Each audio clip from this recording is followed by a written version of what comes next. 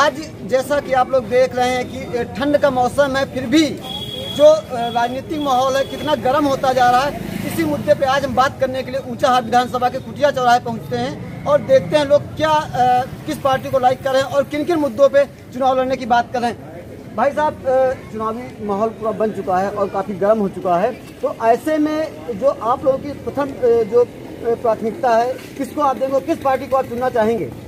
हम लोग समाजवादी पार्टी को चुनेंगे।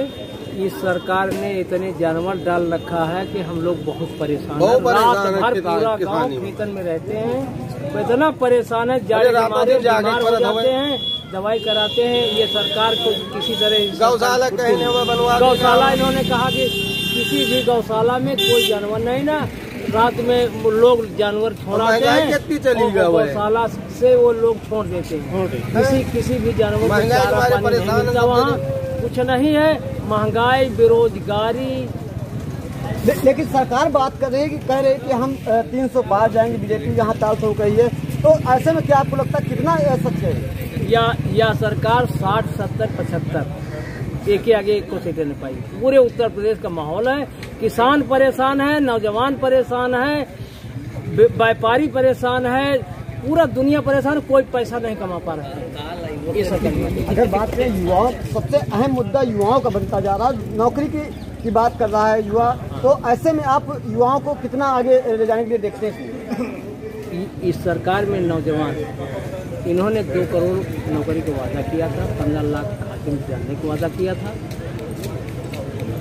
उनके पूरे जुमला झूठे हैं एकदम। ये झूठी सरकारें कब न आई उत्तर प्रदेश में, इतना बड़ा झूठा सरकार कब न आई, और योगी से तो खराब मुख्यमंत्री देश को। आप क्या कहेंगे अरे किसान से जुड़ा नेता है अखिलेश, माननीय अखिलेश जी, हम उनको सपोर्ट करेंगे, वोट देंगे।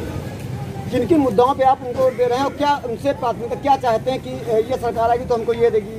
उनकी सरकार में, माननीय अखिलेश जी की सरकार में न बिजली की कमी रही है, न पानी की कोई कमी रही है, नहर का सिंचाई उन्हीं ने तो माफ किया है। अगर जानवरों की बात करें तो गौशालाएं बनाई गई हैं, गौशाला में और प्राथमिक जानवर घूम रहे हैं, फिर भी तो गौशालाओं को आप क्या कहेंगे? गौशाला में रात में जाओ, पहानियाँ दिन में पहानियाँ और रात में छोड़ देते। तो जहाँ पे बेरोजगारी की बात आ रही है, युवाओं की बात आ रही है, तो युवाओं में सरकार क्या आपको लगता है फेल है? सरकार फेल है कि किसी को रोजगार दिया, केवल झूठे वादे हैं।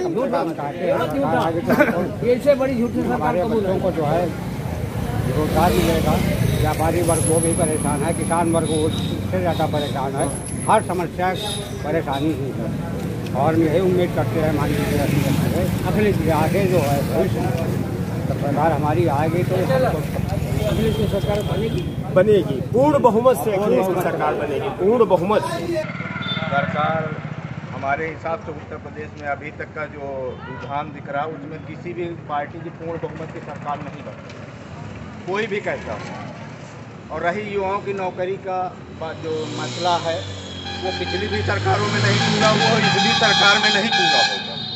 और हमारे हिसाब से जिस हिसाब से वादे हो रहे हैं पार्टियों, 22 लाख नौकरियों का माननीय अखिलेश जी ने वादा किया, 20 लाख नौकरियों का माननीय प्रियंका गांधी जी ने वादा किया, मगर 20 लाख नौकरियां किन विभागों में, इसका किसी के पास जवाब नहीं। अगर जवाब हो तो पार्टियां दें कि 20 लाख जो वैकेंसियां हैं उनकी विभागों में भरी जाएंगी। भाई जैसे बताया गया कि लमसम 1 से 1.25 लाख वैकेंसियाँ शिक्षा विभाग में हैं, 1 लाख पुलिस विभाग में है, 8000 उच्च शिक्षा के क्षेत्र में है वैकेंसियाँ, मगर 2.5 से 3 लाख 4 लाख वैकेंसियों में हमारा प्रदेश जो है, तो मामला अभी 18, 16 से 17 लाख या तो प्राइवेट सेक्टर में जॉब डेवलप किए जाएँ तभी इतने जॉब दिए जा सकते हैं। और रही, मैं भी एक सामाजिक कार्य करता हूँ, पार्टी से भी जुड़ा हूँ। मैं इस समय मंच पे पार्टी का नाम नहीं लेना चाहता हूँ, ना मैं किसी पार्टी की भी बात कर रहा हूँ। अभी भी मैं देख रहा हूँ नवयुवकों के अंदर भाजपा का क्रेज है। क्यों अंदर करंट है, मैं इस बात को, मैं कम से कम कल 8-10 लड़कों से बात हो रही थी, तो वो हमें ही बेवकूफ़ बना रहे थे। वो कह रहे थे नहीं भाजपा ही ठीक है। सरकार 80-20 की बात कर रही है, तो 80-20 क्या है? सरकार 80-20 तो ये समाज को बांटने की बात है। 80-20 जो है ये समाज को बांटा जा रहा है।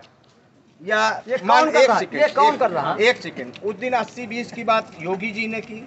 उस दिन स्वामी प्रसाद मौर्य जी जब सपा में शामिल हुए तो उन्होंने 1585 की बात की। मौर्य जी ने अपने भाषण में समाज के एक तबकों को बाहर खड़ा कर दिया।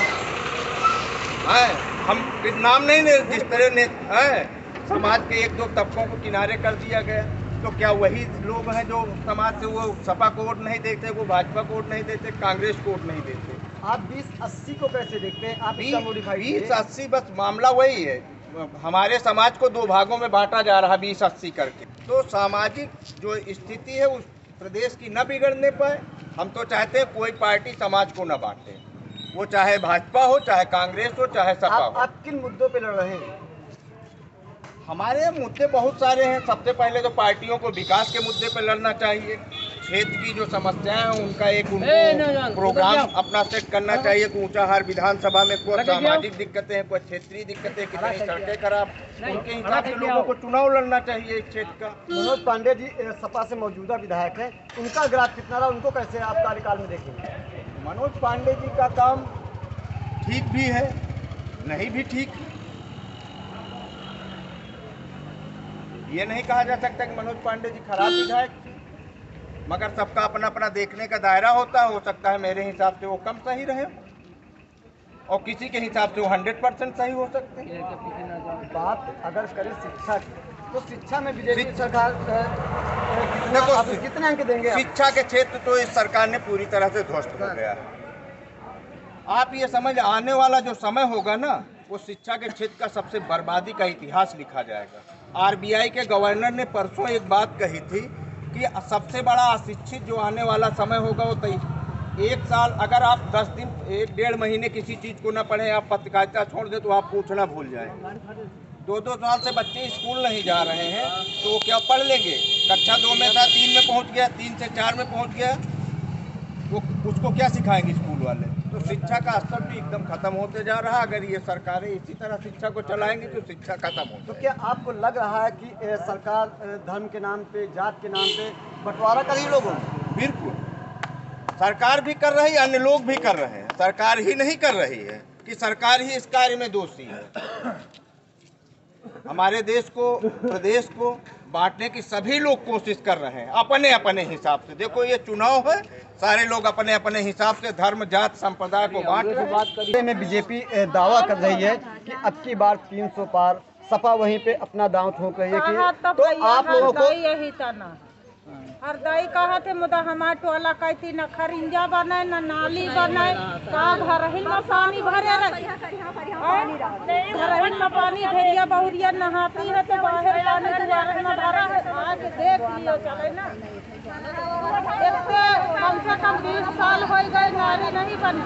तो आप कैसी सरकार चाहती है कि कौन सरकार उम्मीद करती है कि सरकार है? तो सरकार को सब यही तना कहा तो मुदा जब सरकार जीत जाए तो वो बना सके। सबसे ज़्यादा भैया हमारे यहाँ समस्या ये है जानवर की है।